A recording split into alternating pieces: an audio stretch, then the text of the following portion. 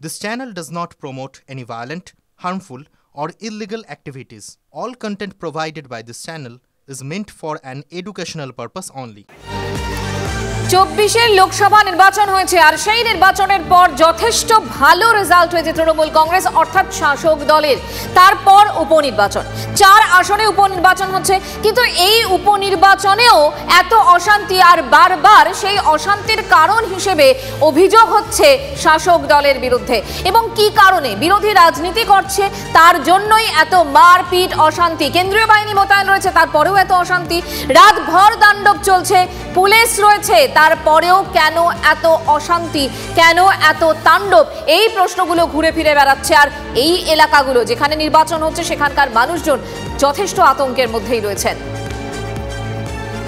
এদিকে বাগদা বিধানসভা কেন্দ্রের বালিপোতা স্কুলে বহিরাগত জমায়েতের অভিযোগ উঠছে। বুথে বহিরাগত জমায়েতের অভিযোগ বিজেপি প্রার্থী বিনয় কুমার বিশ্বাসের।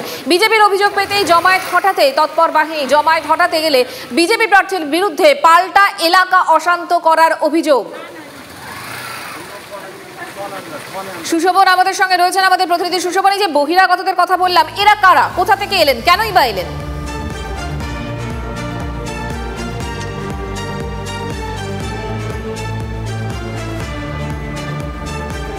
দেখো, মালিপোতা প্রাথমিক বিদ্যালয়ের বাইরে যে সমস্ত লোকজন দাঁড়িয়েছিল, মূলত বিজেপির প্রার্থীর অভিযোগ যে তারা কোনোভাবে ভোট দিতে দিচ্ছে না, তারা বহিরাগত, তারা বাইরে দাঁড়িয়ে রয়েছেন। যারা দাঁড়িয়ে রয়েছেন তারা বলছেন তারা স্থানীয় বাসিন্দা, যেহেতু বিজেপির প্রার্থী এসছেন তাই তারা সেখানে দাঁড়িয়ে রয়েছেন, তারা ভোট পর্বে কোনোভাবে কোনো অশান্তি করছেন না। উল্টে তাদের আরও অভিযোগ যে বিজেপির প্রার্থী আসার পরেই সেখানে জায়গা পরিস্থিতি আস্তে আস্তে উত্তপ্ত হচ্ছে। যখন এই বাক্য বিনিময় হচ্ছে তার মধ্যে আমরা দেখলাম কেন্দ্রীয় বাহিনী সেখানে এলো, কেন্দ্রীয় বাহিনী সরাতে যায়, এমনকি রাজ্য পুলিশ তার সঙ্গে যায়, এবং রাজ্য পুলিশ ও কেন্দ্রীয় বাহিনী যখন সঙ্গে যায় তাদের সরাতে, তখন তারা কিন্তু ফের এই অভিযোগ করে যে বিজেপির প্রার্থী এই মালিপোতা হাই স্কুলের সামনে আসার সঙ্গে সঙ্গেই কিন্তু যে পরিস্থিতি ছিল শান্ত পরিস্থিতি, সে অশান্ত করার চেষ্টা করা হচ্ছে।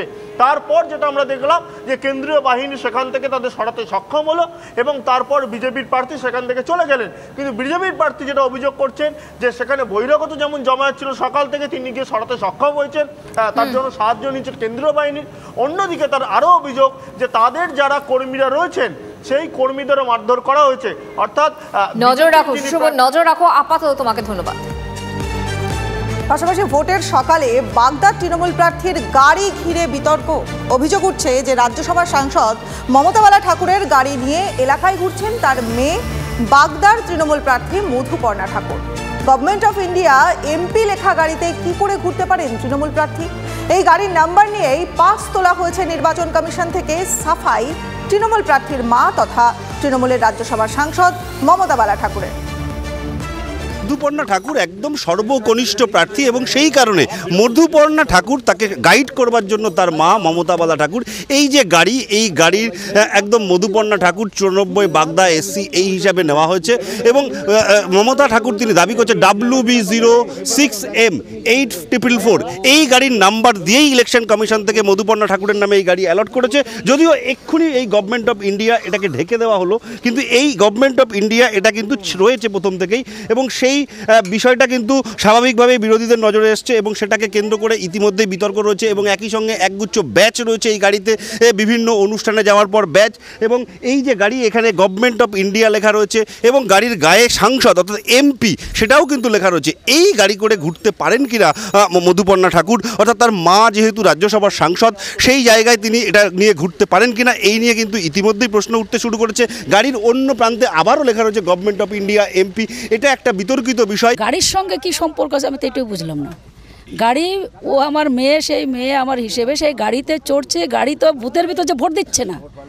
এবার সেখানে গাড়ির সঙ্গে আর মানুষের সঙ্গে, সাধারণ মানুষের সঙ্গে নাই। ভোট দেবে জনগণ, মানুষ দেবে, এখানে রায় দেবে জনগণ, বাগদার মানুষ তার রায় দেবে। গাড়িটা আমরা গাড়ি তাকে ইলেকশন কমিশনতে আপনার পারমিশনটাই যা আছে, তাহলে পারমিশন কেন দিয়েছে? আমরা পারমিশনটা করেছি তার জন্য। হ্যাঁ, মায়ের গাড়িকে কি মা বাচ্চা সন্তান ঘুরতে পারে না? এটা অপরাধ? আমি তো জানি না। এটা জাস্ট আমি শুনছি বিজেপি জানে হেরে বসে আছি, কাঠিবাজি করতে হবে, সেজন্য ড্রামা করতে হবে টিভির সামনে, কিছু করে টিএমসিকে পিছিয়ে করা, প্রার্থীকে পেছনো করা, এটাই জাস্ট একটা ষড়যন্ত্র, আর কিছুই না। বাগদার মানুষরা কি গভর্নমেন্ট অফ ওয়েস্ট বেঙ্গল দেখে ভোট দেবে না সিম্বল দেখে ভোট দেবে? সিম্বল দেখে ভোট দেবে তো গভর্নমেন্ট অফ ওয়েস্ট বেঙ্গল দেখে কে ভোট দেবে? তাহলে আর কি, সেটা কোনো প্রশ্নই আসে না, এটা জাস্ট একটা ড্রামা। অবশ্যই এটা করা হচ্ছে, যেহেতু উনি রাজ্যসভার এমপি লেখা আছে, এটা উনি একটা জনতার মধ্যে এটা একটা ব্যক্তিগতভাবে উনি ইমপ্রেস করছে, এটা আমি চাই না। আমি চাইবো উনি এখনই এখান থেকে চলে যাক, সেটাই ভালো হবে। ফলে মধুপর্ণাটা, যদিও মমতা বালা ঠাকুরের দাবি তিনি যেহেতু বুথের মধ্যে যাচ্ছেন না, তিনি যেহেতু কোনো ভোট কেন্দ্রে গিয়ে কথা বলছেন না, তিনি শুধু গাড়িতে থাকছেন, তার মেয়েকে গাইড করবার জন্য তিনি মূলত এই গাড়িতে ঘুরছেন, এই বিষয়টা রয়েছে। যদিও আমাদের নজরে আসার পর তার সিকিউরিটিরা এইগুলোকে ঢেকে দেওয়ার জন্য যে প্রচেষ্টা সেটা শুরু করেছে, তারা হয়তো ঢেকে দিচ্ছেন। কিন্তু রাজ্যসভার সাংসদ তিনি আজকে যেহেতু বাগদার তিনি ভোটার নন, সেক্ষেত্রে তিনি থাকতে পারেন কিনা, এইসব নানা প্রশ্ন কিন্তু রয়ে যাচ্ছে। টিভি9 বাংলার জন্য সুকান্ত মণ্ডলের সঙ্গে দীপঙ্কর দাসের রিপোর্ট, উত্তর 24 পরগনা।